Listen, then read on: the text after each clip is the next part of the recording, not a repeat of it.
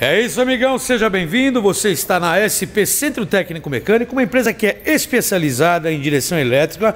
Você que está assistindo esse vídeo, você que é proprietário do i30 Hyundai, que infelizmente apresenta os problemas da direção, hoje saiba um pouco mais do que acontece. Essa é a direção do i30 que equipa o seu veículo. Temos aqui, ó, coluna elétrica do i30 está aqui. O que acontece normalmente? Uma folga aqui nessa parte, na parte interna das engrenagens aqui da coluna, você começa a ouvir um estalo ao esterçar a direção. Se a direção estiver dura, nós temos um problema aqui no motor e na placa. Porém, o maior problema é aqui, essa folga. Folga na caixa do i30 é muito corriqueiro. Por isso, você que é de São Paulo, quer economizar, fazer o melhor negócio, você traz para a SP, traga para a SP o seu veículo, você vai receber o melhor orçamento, porque a SP é referência, vai gastar muito menos, 50% do valor que você ia gastar.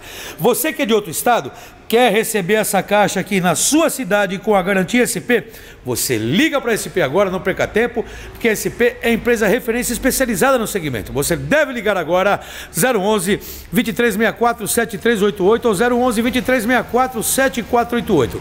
Liga para cá, a SP envia a caixa para sua cidade ou você traz o seu veículo para cá e receba o melhor orçamento, porque a SP é referência. Vem para cá, não perca tempo e faça o melhor negócio. Por agora, muito obrigado, traz o veículo para a SP. Valeu, pessoal, até mais, tchau, tchau.